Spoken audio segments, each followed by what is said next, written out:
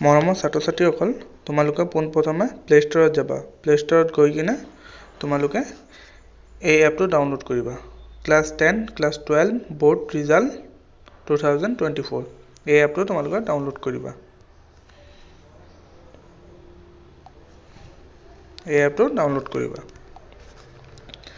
download কৰাৰ পাছত তোমালোকে ওপেনত ক্লিক কৰিবা ওপেনত ক্লিক কৰাৰ লগে লগে তোমালোকৰ এনেকুৱা এটা ইন্টাৰফেস ওলাই আহিব ইন্টাৰফেসটো তোমালোকে ইয়াত ক্লিক কৰিবা ইয়াত ক্লিক কৰাৰ লগে লগে তোমালোকৰ এটা এডভাৰটাইজ আহিব এডভাৰটাইজটো ইয়াত ক্লোজ বুলি কাটি দিবা কাটি দিয়াৰ পাছত তোমালোকে চেক ৰিজাল্টত ক্লিক কৰিবা আকৌ এটা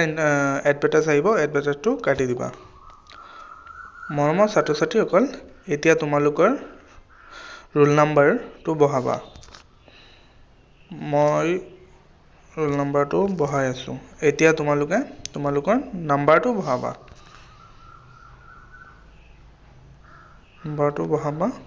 জি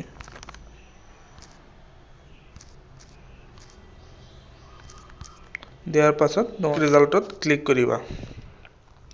ক্লিক কৰাৰ পাছত তোমালোকৰ ৰিজাল্টটো ওলাই আহিব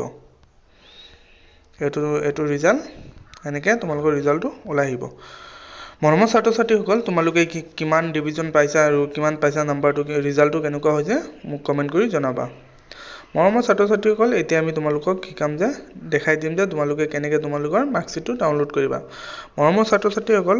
অলপ ওপৰত আহিবা স্ক্ৰল আপ কৰি অলপ ওপৰত আহিবা আহি কিনে তোমালোকে চাবা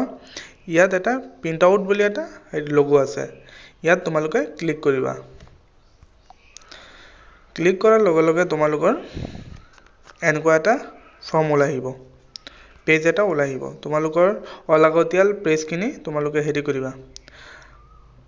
আনক্লিক কৰি দিবা এনেকৈ ওপৰৰ এটা তলৰ এটা আনক্লিক কৰি দিবা দিয়াৰ পাছত তোমালোকে এই পিডিএফ অপচনটো তোমালোকে ক্লিক কৰিবা ইয়াত ক্লিক কৰাৰ লগে লগে তোমালোকৰ এনেকুৱা এটা ইন্টাৰফেস ওলাই আহিব ইফালে তলফালে চোৱা তোমালোকৰ ইয়াত সেভ বুলি এটা অপচন আছে এই সেভত ক্লিক কৰিবা তোমালোকৰ মাৰ্কশিটটো ডাউনলোড হৈ গ'ল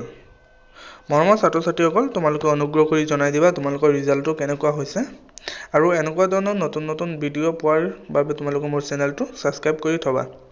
আৰু তোমালোকৰ বন্ধু বান্ধৱীসকললৈ শ্বেয়াৰ কৰিবা